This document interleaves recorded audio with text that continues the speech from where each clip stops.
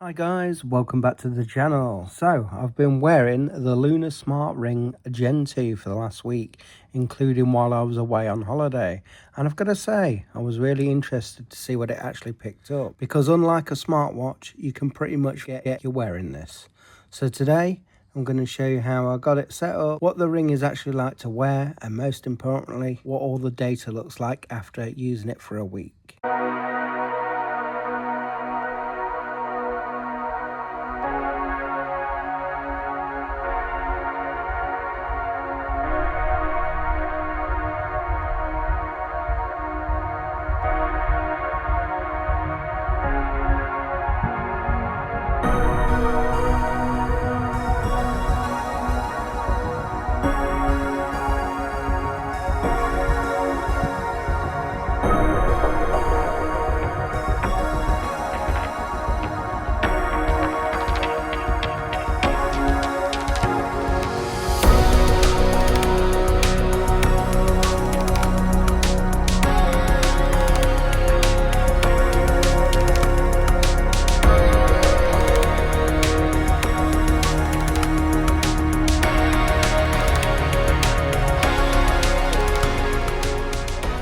Before Luna sent me the actual ring, they sent me a sizing kit, and this is something I really like because rather than just guessing your ring size, you can try different sizes on and find the one that's most comfortable.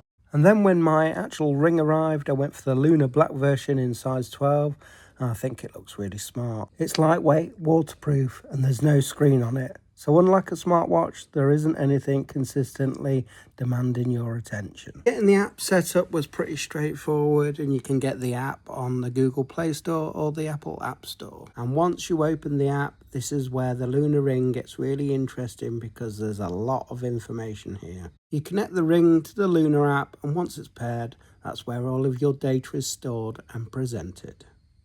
Starting on the home screen, Lunar gives me an overall readiness score.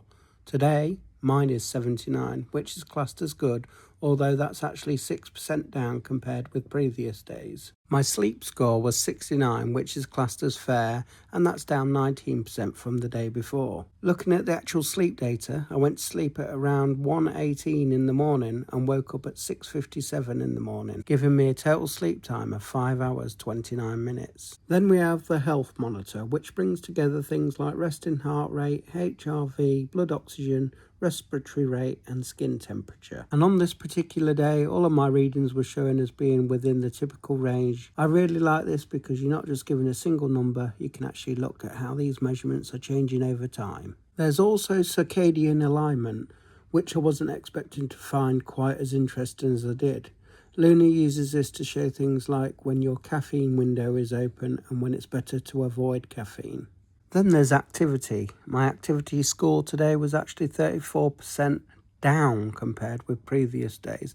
And Luna has given me a pay attention notification. And you can see why. I've logged 62 active calories out of 600 calorie goal and just 280 steps so far. But when you go into activity section, you get much more detailed picture. You can see the active calories, total calories, steps, distance, and Luna also gives you a summary of your day. You can also see what's contributing to the activity score, including things like staying active, moving every hour, your calorie goal, training frequency, and training volume.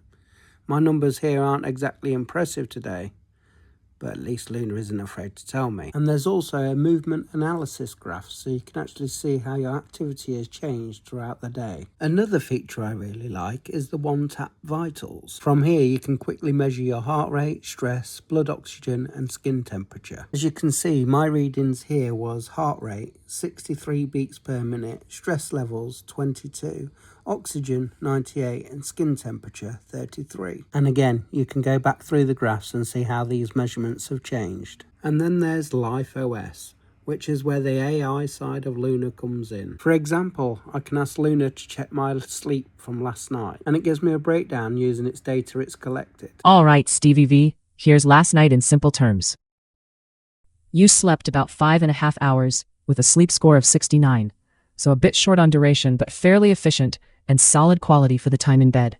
Your deep and REM sleep were okay proportion-wise, and your resting heart rate and HRV overnight looked healthy for you, which is a good recovery sign. The main issue is sleep debt. you're running behind on total hours compared to your usual. If you can, aim for an extra 60 to 90 minutes tonight or over the next couple of nights to catch up. If you'd like, I can break down deep versus REM and timing in more detail. So rather than having to go through every graph yourself, you can use AI to help make sense of all the information. So after wearing the Lunar Ring Gen 2 for a week, what's my verdict? First of all, I really like the fact that it's subscription free because you're getting access to all the information without having another monthly payment to worry about. It's also really lightweight and discreet, and because there's no screen, I found it much less distracting than wearing a smartwatch. And the app is probably the biggest part of the experience for me. There's a huge amount of information available, but it's presented in a way that's actually quite easy to navigate. Obviously, my results are specific to me, and 1 week isn't enough to completely understand every trend, but it's definitely given me a better insight into my sleep, activity, recovery, and daily habits. So that's my first look at the Lunar Smart Ring Gen 2 after wearing it for a week. If you'd like to check out the Lunar Smart Ring yourself, I'll leave the details in the description below, and don't forget to get 10% off using my code, which is SteveV10, or you can just click the link in the description. Thanks so much for watching, take care, and peace out.